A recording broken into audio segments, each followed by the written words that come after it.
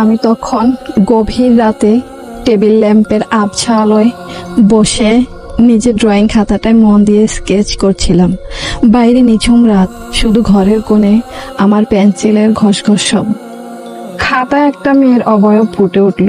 মেয়েটি আমার দিকে পিঠ করে দাঁড়িয়ে আছে, পরনে একটা সাদা ফ্রক, আর পিঠ বেয়ে নেমে গেছে নিখুঁত ঘন কালো একটা দীর্ঘ বেনি। চুলগুলোর প্রতিটি ভাঁজ এত বাস্তব লাগছিল যে আমি নিজেই মুগ্ধ হয়ে গেলাম। স্কেচটা শেষ করে একটা তৃপ্তির নিঃশ্বাস ফেলে খাতাটা বন্ধ করলাম। ঘড়িতে তখন রাত ঠিক 2টো। লাইট নিভিয়ে আমি ঘুমোতে গেলাম, কিন্তু ঘুমটা গভীর হলো না। রাত যখন ঠিক 3টে, হুট করে ঘরের তাপমাত্রা যেন একদম মাইনাসে নেমে গেল।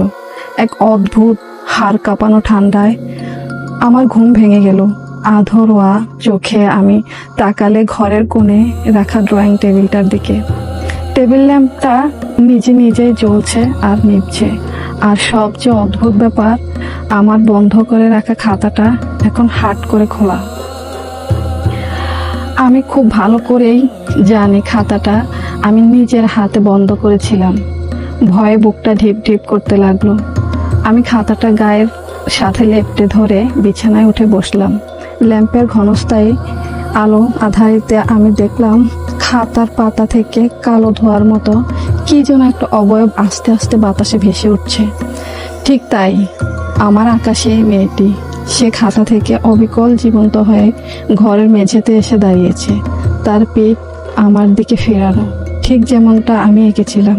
তার সে দীর্ঘ নিখুঁত বেনিটা মেঝেময় হালকা দুলছে। আমি ভয়ে চিৎকার করতে গেলে কিন্তু গলা দিয়ে কোনো শব্দ বেরোলো না।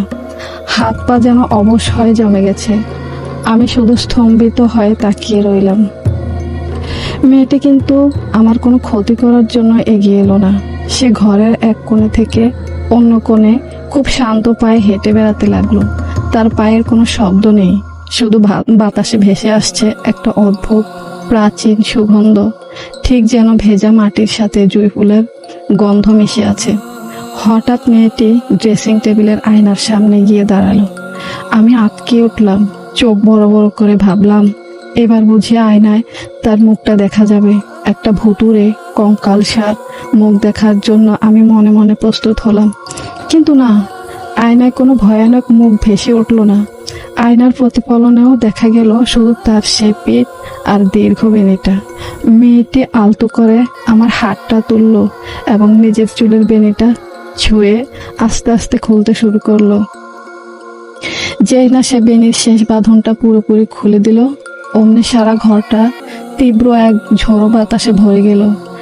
টেবিলের খাতার পাতাগুলো পটপট করে উঠতে লাগলো।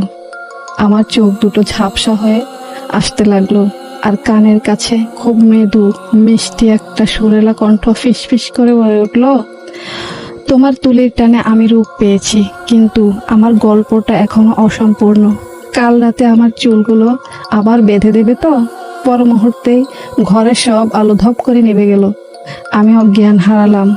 পরদিন সকালে যখন সূর্যের আলো আমার চোখে পড়ল, আমি ধরফর করে বিছানা থেকে উঠলাম। রাতের ঘটনাটা কি শুধুই কোনো স্বপ্ন ছিল? আমি ভয়ে ভয়ে ড্রয়িং টেবিলের কাছে গেলাম। খাতাটা খোলাই ছিল, কিন্তু খাতার পাতার দিকে তাকিয়ে আমার গায়ের লোম খাড়া হয়ে গেল। যেখানে আমি মেয়েটির নিখুঁত বেনি এঁকেছিলাম, সেখানে এখন শুধু মেয়েটির জামার স্কেচটুকু পড়ে আছে। মাথার চুল আর সেই দীর্ঘ বেনিটার কোনো চিহ্নই সেখানে নেই, যেন কেউ ইরেজার দিয়ে নিখুঁতভাবে চুলগুলো মুছে দিয়েছে। শুধু টেবিলের উপর পড়ে আছে একটা তাজা সুগন্ধি ফুল জুঁই।